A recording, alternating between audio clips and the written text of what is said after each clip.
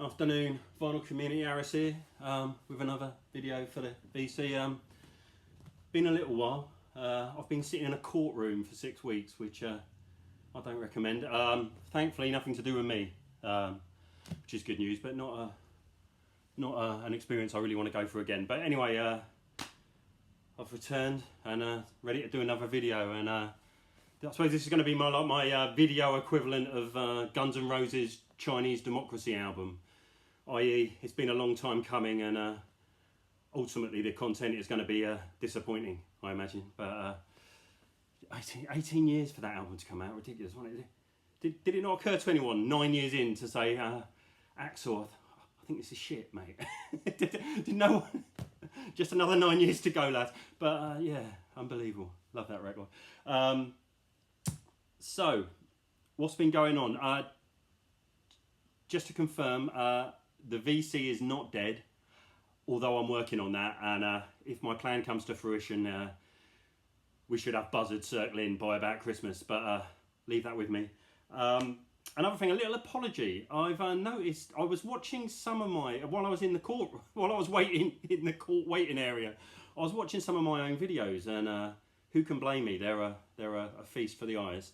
And I was actually watching my best 12 inches of the 80s video. I was trying to get it up to 100 subs, or 100 views, sorry. And after watching it for about the 26th time, I noticed there was an adverts were appearing now in front of every single one of my videos, which I think everyone's getting clobbered by that now, whether you've got 1 subscriber or 10,000. And I think it's because YouTube's in cahoots with Google, and they're sticking out adverts on everything. And I was a bit naffed off because I don't really want to be a salesman, but I sort of looked into it more, and it's like, oh yeah, adverts curated via your Google search history sort of thing. I'm like, okay.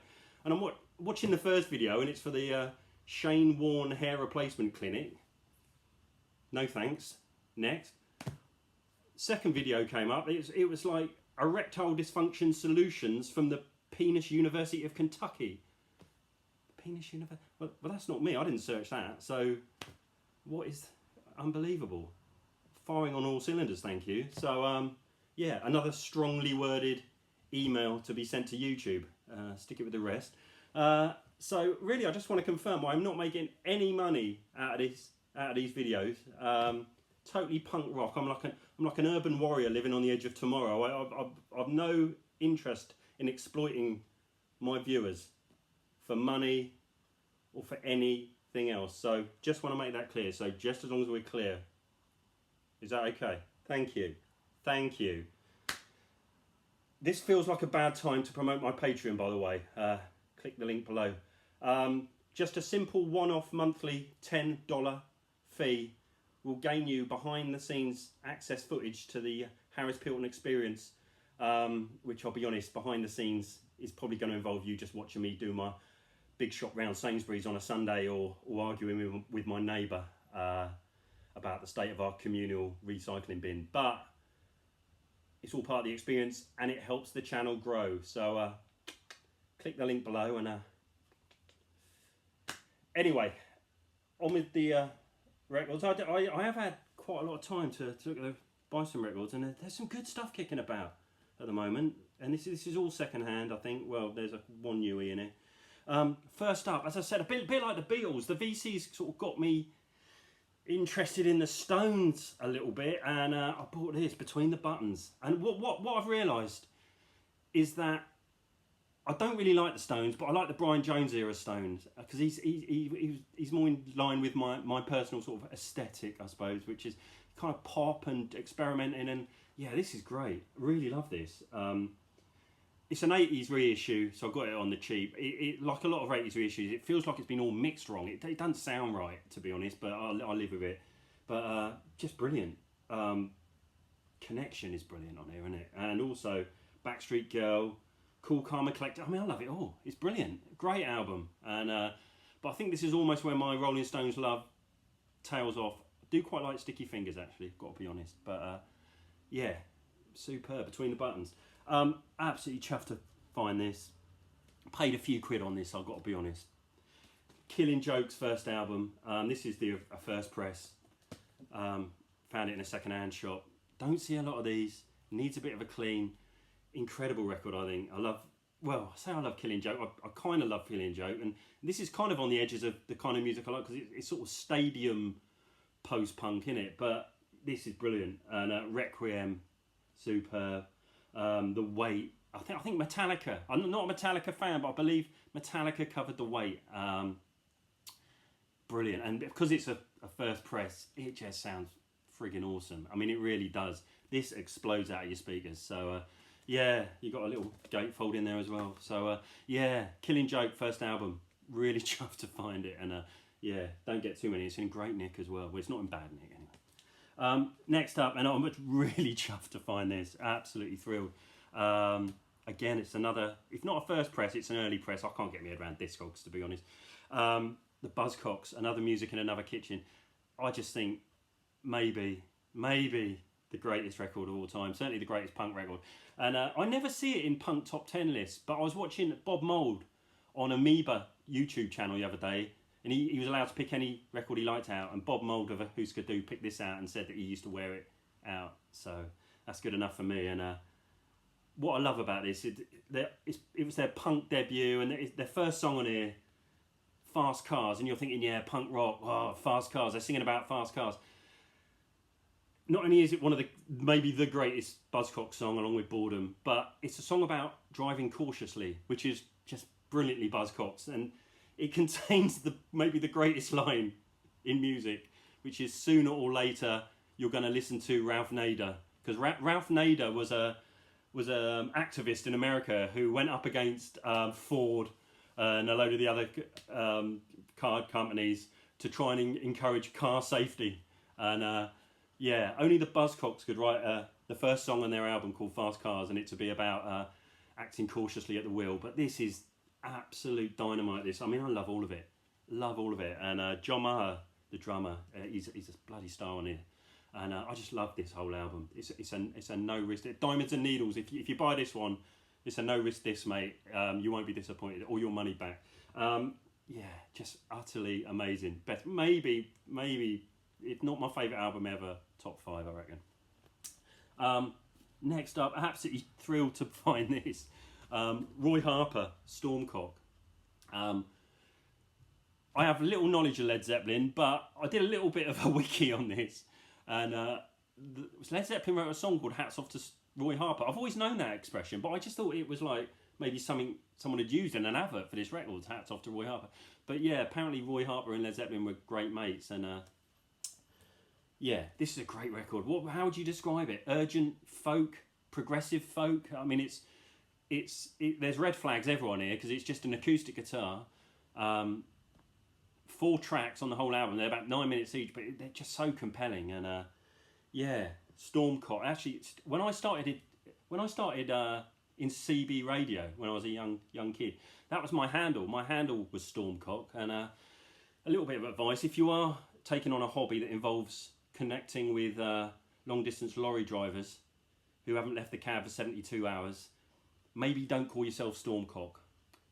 Or maybe do, depending on how you want the hobby to unfold. But yeah, this is fantastic. And I think the guitarist from Led Zeppelin, I cannot remember his name, he calls himself Flavius Mercurius on here, but I think it is Jimmy Page. I think Jimmy Page plays on here as well. But yeah, this is great. And it's another first press on Harvest, and I got it for a good price. And again, like all of these early presses, it just sounds amazing. Next up, and again, I was really pleased to find this. There's so much good stuff kicking around at the moment.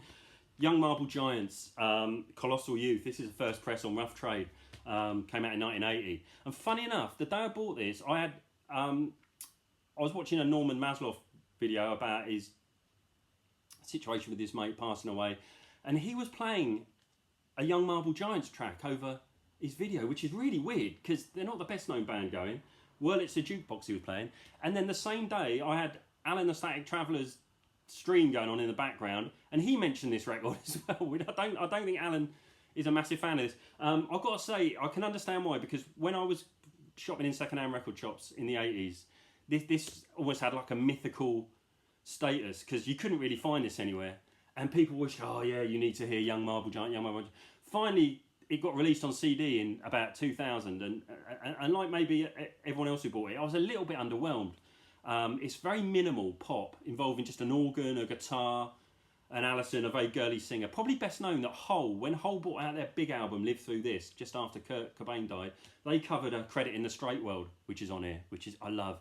Chocolini is fantastic on here, but it is an odd little album. I'm not sure if I'd necessarily recommend it. It's a curate's egg of a record, really, but I mean, I love it. The more I listen to it, the more things that pop out, and yeah, I really enjoy it. So that's Young Marble Giants, Colossal Youth. 12-inch Loop, Collision, Loop, around the same time as Spaceman 3. This is just great. It's a 12-inch single, Collision, one of the great psychedelic late 80s, sounds a bit like the Stooges, just brilliant. I love Collision by Loop. I was really chuffed to find this on 12-inch. Brilliant. One cheap actually, this, but I love it. Collision by Loop. It's one of the great sort of repetitive, droney, kind of brilliant, psychedelic, Stooges-y, Mudhoney-y. I recommend it. And I love Loop as well. Fantastic band. This is a newbie I bought. Ladies and Gentlemen, We Are Floating in Space by Spiritualized. Always love this. Well, I kind of love it. I love the sort of the spacey ballads like Ladies and Gentlemen, We're Floating in Space and Broken Heart. Those two songs I think are two of the greatest songs of the 90s. When they try and pastiche the Stooges again, and I don't like it as much. Got a great gatefold showing when they released the original CD as like a pharmaceutical packet, and that's the pictures of it going on from 1997. But yeah, always wanted a copy of this on vinyl, and yeah, pleased to get it.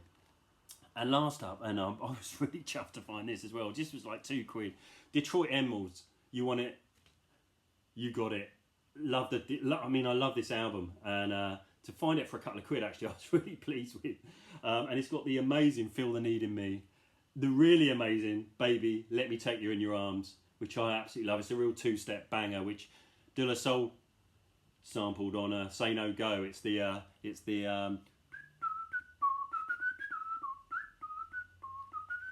that bit, and this is just a fantastic record.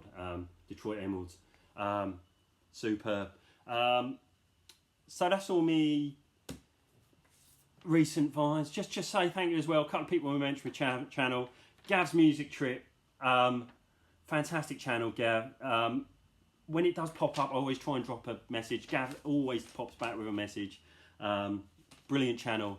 I think it's just over 100 subs, but Gav's Music Trip, get on it, brilliant. It's got a wide range of music, and really enjoy watching it, Gav, and thanks for shouting my channel out. And of course, Rob Walker shouted me out the other day as well, which I really appreciated. I don't need to give Rob's channel, everyone knows Rob's channel, and I think Rob turns up on my analytics more than the Swedish national beach volleyball team, to be honest. So but thank you again, Rob, for mentioning me, and I'll see you all again soon. Thank you very much. Bye now.